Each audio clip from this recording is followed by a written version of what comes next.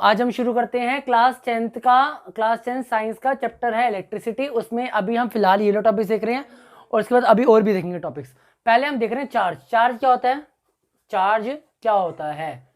Charge होता है तभी तो करंट प्रोड्यूस होता है। जब चार्ज फ्लो करता है तभी करंट प्रोड्यूस होता है, ठीक है ना। तो चार्ज एक एलिमेंट्री पार्टिकल होता है। एलिमेंट्री चार्ज एक एलिमेंट्री पार्टिकल होता है, जो यानी कि बेसिक पार्टिकल होता है हर एक चीज में। और जब ये फ्लो करता है, जब ये चार्ज फ्लो करता है, जब ये चार्ज फ्लो करता है तभी इलेक्ट्रिसिटी प्रोड्यूस होती है। इलेक्ट्रिसिटी प्रोड्यूस होती है। कहने का मतलब ये है कि चार्ज एक एलिमेंट्री पार्टिकल है, एक बेसिक पार्टिकल है। जब ये चार्ज फ्लो करता है तब इलेक्ट्रिसिटी प्रोड्यूस होती है, और जब ये चार्ज फ्लो नहीं करता, जब ये चार्ज फ्लो नहीं करता, डज नॉट फ्लो, तब इलेक्ट्रिसिटी फ्लो नहीं होती। Electricity does not produce. तो ये फंडा है। अब चार्ज जो होता है इसको दिखाते किससे हैं? चार्ज को हम डिनोट करते हैं, charge is denoted by, charge को हम डिनोट करते हैं क्यू लेटर से, स्मॉल क्यू लेटर से, ठीक है बेटा। उसके बाद जो इसकी यूनिट होती है, एसआई यूनिट जो होती है चार्ज की, जो इसकी एसआई यूनिट होती है चार्ज की, जो चार्ज की एसआई यूनिट होती है वो होती है कूलम, COULOMB कूलम, जिसको हम सी से दिखाते हैं।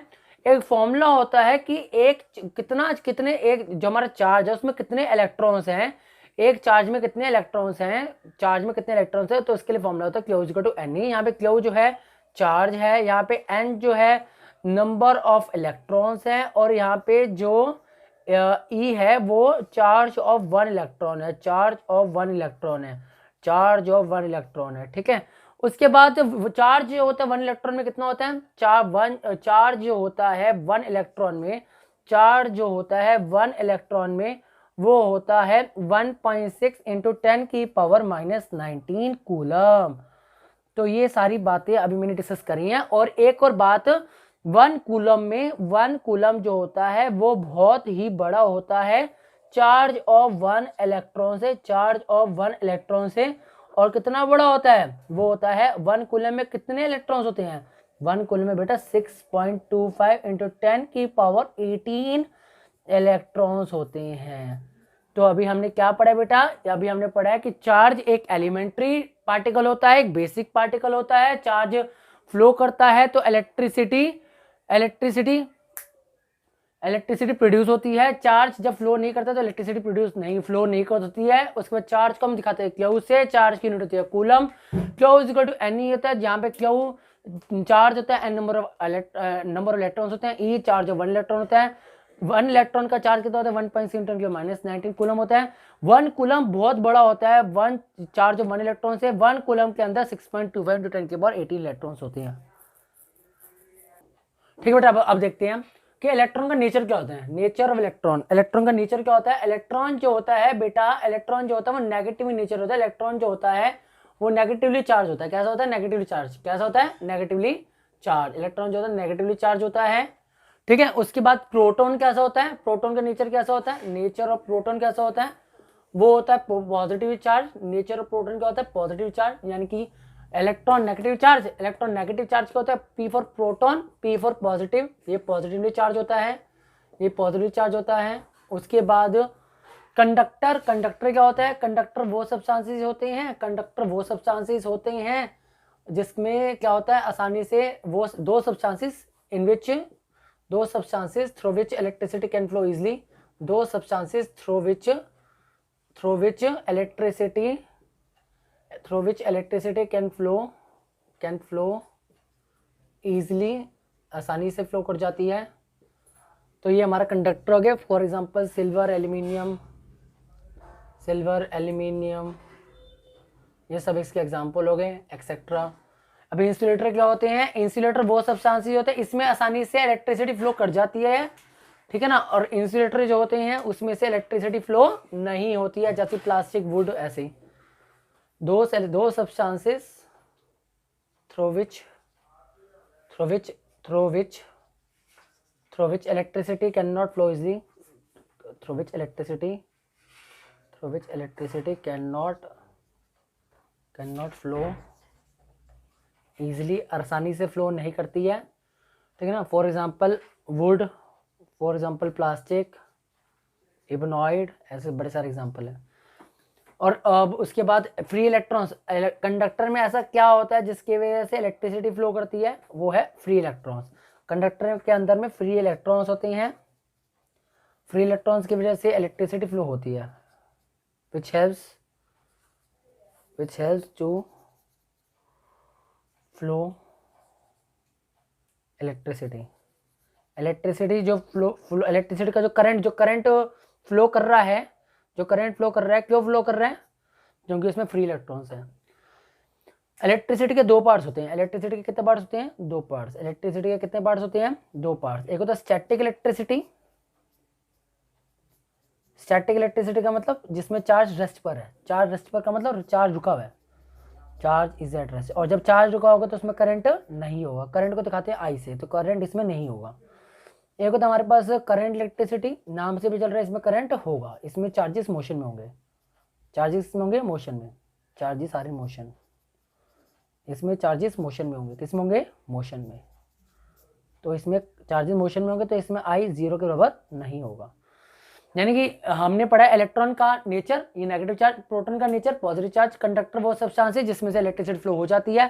फॉर एग्जांपल सिल्वर, एल्यूमिनियम, ऐसे बहुत सारे एग्जांपल्स हैं। इंसुलेटर वो सब्सटेंस है जिसमें से इलेक्ट्रिसिटी फ्लो नहीं होती है, जैसे वुड, प्लास्टिक, और भी बड़े सारे एग्जांपल्स हैं। कंडक्टर में फ्री इलेक्ट्रॉन्स होते हैं जिसकी वजह से आराम से करंट फ्लो करता है। इलेक्ट्रिसिटी में स्टैटिक इलेक्ट्रिसिटी आ जाएगी जिसमें चार्ज रेस्ट पर रहता है, इसमें चार्ज मोशन में रहता है। करंट इलेक्ट्रिसिटी में इसमें करंट जीरो रहता है, इसमें करंट जीरो नहीं रहता। ठीक है बेटा, अब देखो, अब हम पढ़ रहे हैं इलेक्ट्रिक पोटेंशियल। जब हमारा मान लो चार्ज यहाँ पड़ा हुआ है, जब हमारा मान लो चार्ज यहाँ पड़ा हुआ है और ये इन्फिनिटी से आ रहा है चार्ज, पॉजिटिव चार्ज कहाँ से आ रहा है, इन्फिनिटी से आ रहा है, यानी बहुत दूर से आ रहा है। और इस चार्ज को हम यहाँ से यहाँ पे ले आए, उसी चार्ज को हम यहाँ से यहाँ पे ले आए, तो इस पॉइंट से, इस इन्फिनिटी से जब हम लेके आ रहे हैं चार्ज को, इन्फिनिटी से लेके आ रहे हैं इस प्रेजेंट पॉइंट तक, तब जो यहाँ से यहाँ तक लाने में जो वर्क डन हुआ है, जब हम पॉजिटिव चार्ज को यहाँ से यहाँ तक लेके आ रहे हैं, तब जो पॉजिटिव चार्ज को यहाँ से यहाँ तक लाने में जो वर्क डन हो रहा है उसी को बोलते हैं इलेक्ट्रिक पोटेंशियल। ठीक है ना, बात हमारी है। इसको एक बार मैं लिख भी देता हूँ एक बारी। तो electric potential is defined as, electric potential पूरी बुकिश लैंग्वेज है ताकि याद करने में दिक्कत ना हो। Electric potential is defined as the work done, क्या बता रहा हूँ, वर्क डन बताया ना मैंने, वर्क डन यहाँ से यहाँ तक लाने में जो वर्क डन हुआ इन मूविंग, क्या कर रहे हैं, मूव कर रहे हैं किसको, पॉजिटिव चार्ज को।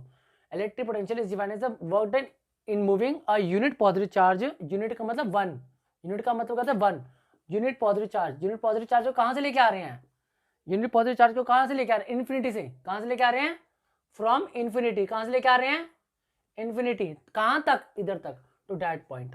समझ में आ गया, कहने का मतलब समझ में आया ये। तो इलेक्ट्रिक पोटेंशियल जो है वर्क डन हो रहा है जब मैं पॉजिटिव चार्ज को यहाँ से यहाँ तक लेके आ रहा हूँ।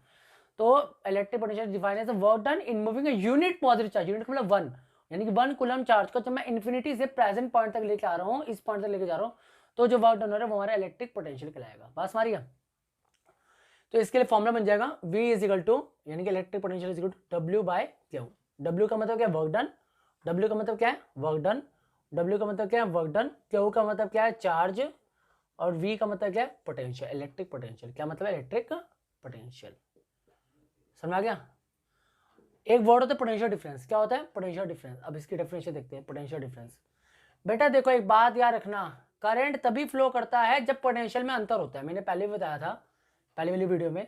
ये हमारा कंडक्टर है, ये हमारा कंडक्टर है, यहाँ पे बैटरी लगी हुई है, यहाँ पे हमारी क्लोज की लगी हुई है, करंट फ्लो कर रहा है, करंट फ्लो कर रहा है, करंट, ये इलेक्ट्रॉन्स मूव कर रहे हैं।